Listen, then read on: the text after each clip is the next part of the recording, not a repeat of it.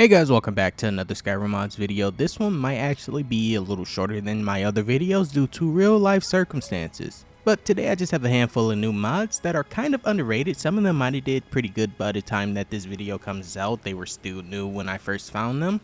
But I think they'll be pretty underrated by the time this video comes out either way. So if you end up finding a mod you like, make sure to hit that like button down below. All mods will be in description. And I hope you all enjoy the video. Thank you for watching. The first mod up today adds a new player home to the game and also a mini quest to obtain it. This mod is called the Halamshiral Mage Tower. Hopefully I said that first part correctly. As you can see, this mod adds a new player home to the outside of the swamp area, so it's right outside of Morthal, and it also has a hag raven that protects it, so you can't get in too easily, but the house is free once you do pass the quest, so you have to just kill Esmeralda once you get the chance. She has the key on her once you kill her. There's no special really anything to find it, and she also has a journal detailing how she turned into a hag raven if you're interested in lore friendly stuff like that. But inside of this mage tower you'll find pretty much everything that you need to be an aspiring mage. And also, quick side note, this is without a Lux patch, and as you can see it already looks pretty great, so I don't think it really needs one. And even then it goes the extra step of just adding a bunch of other things to the home that you might not even need as a mage, like a place to cook, because I consider mages being able to just make their own food, but maybe that's not lore friendly. But I just feel like if you can conjure spectral dead beings or even gods at this point, you should be able to conjure some form of food, right? I did want to put on a side note though, this home is closer to Solitude, closer to the Solitude docks, but it doesn't affect that area, so this shouldn't affect Northern Roads if you have that mod. Up next, Overhaul to the bridge right outside of Whiterun, which people generally forget about for some reason, but this mod is called HFS Whiterun Bridges Redone. And it's bridges because it's not just this bridge outside of Whiterun, it's also one inside of the city as well. But for now we're going to focus on the one outside because it has the biggest overhaul. Adding 4 highly detailed and highly meshed and retextured wooden carved statues right outside of the bridge that you could just, I guess, look at. If you use HFS Sentinels, then I guess this mod takes resources from that and adds them to the bridge. So if you're using that mod, this will be a great addition just in case you want consistency. And even aside just from those wooden statues, it also overhauls the bridge inside of Whiterun, but not just retexturing, but it completely adds new architectural details to both bridges, making them look a little more modern just in case you happen to have a pretty good looking Whiterun. And both bridges look distinct, so you won't really confuse them. And honestly, I kind of forget about this bridge inside of Whiterun because I never go to this side, but at least someone overhauled it. Speaking of overhauls, we have another small overhaul. This next mod is called Honeystrand Grove. It's an actual grove overhaul. That is the actual name. But this mod overhauls the area right outside of Iverstead that holds the bears. It's a small cave initially that you probably miss a bunch of times until the bear decides to attack you. But now it has been overhauled to look interesting and actually look like a grove, based on the title. The trees have been moved around. There's also been grass placed on the ground because before it was, I guess, kind of a rock area, so grass couldn't spawn. The inside of the cave though, not much was changed honestly, just some clutter moved around. But pretty much everything stayed the same, so you don't have to worry about any new patches needed. And it already comes with its own Lux patch just in case you were worried about that. But it does add new stone pillars to hold up the cave just for immersive aspects. But pretty much everything else is still the same. This is a great overhaul if you're just looking for something small to add onto your Skyrim.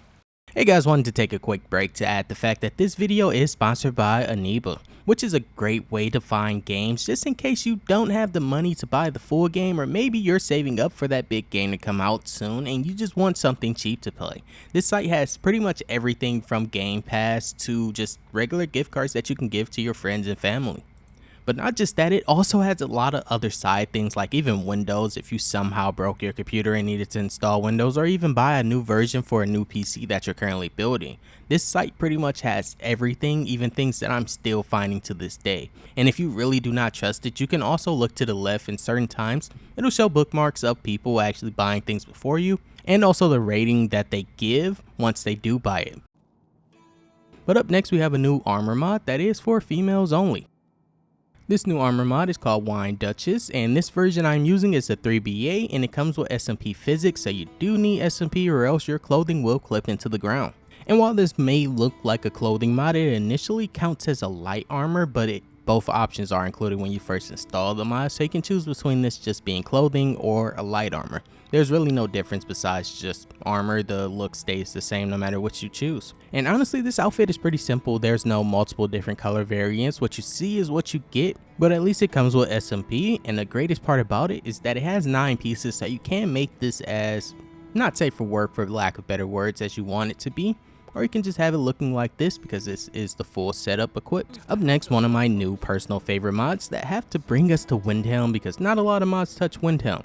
But we're not really touching Windhelm, we're touching the people inside of it, legally. This mod is called Immersive Dialogue Expansion Stormcloaks, and even with that name, it doesn't really touch the Stormcloaks, but it touches the important people, the named ones inside of the Stormcloaks, giving them new dialogue that explains their character and backstories. Like, I'd kick that milk drinker back to Winterhold if he didn't have my name. He eats and gambles all day, and he refuses to even join the Stormcloaks. His favorite pastime? Making troubles for his brother. Army life would chew my brother up easily, and I take all the pleasure in seeing that. But of course, Rolf has half the wit to know that. And honestly, I didn't even know Galmor had a brother, but at least this mod told me about it before I even had a chance to really go into it. I don't recall being your close friend. If it's a chat you desire, why don't you go talk to an innkeeper?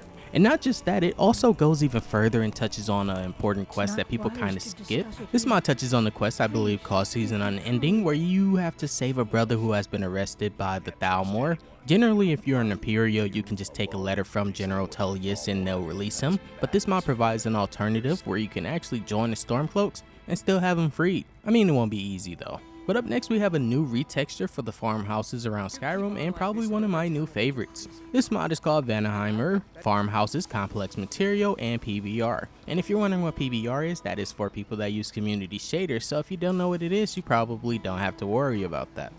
But this mod offers 2K textures up to 4K for your farmhouses, and also, because like the title says, parallax textures. But what I really like about this mod is that you can pick and choose exactly how you want it to look. It has multiple different wall variants, also different variants for the thatch, which is the hay on top of the roofs, and also for the wood. You can go from a gray to pretty much a light brown. It still looks pretty grayish, but it has brown in it that makes it look distinct from the regular normal. From my time testing this, I didn't see any purple textures, which would mean that something was missing, so he put out this at a pretty great quality. And the inside of the farmhouses also look great. I believe that they were aiming for a vanilla friendly look, and they definitely achieved it. And also, if you happen to be using something like Northern Farmhouses or Unique Northern Vanilla Farmhouses, which is the much easier version to find nowadays, then this mod will be perfect for you, because it has the perfect textures and the parallax textures for the tiled roof that gets added if you use those mods. And also, one thing I wanted to mention, in the optional files there is a Lux patch, but honestly I didn't need to use Lux to make this work. Maybe there's something I'm missing,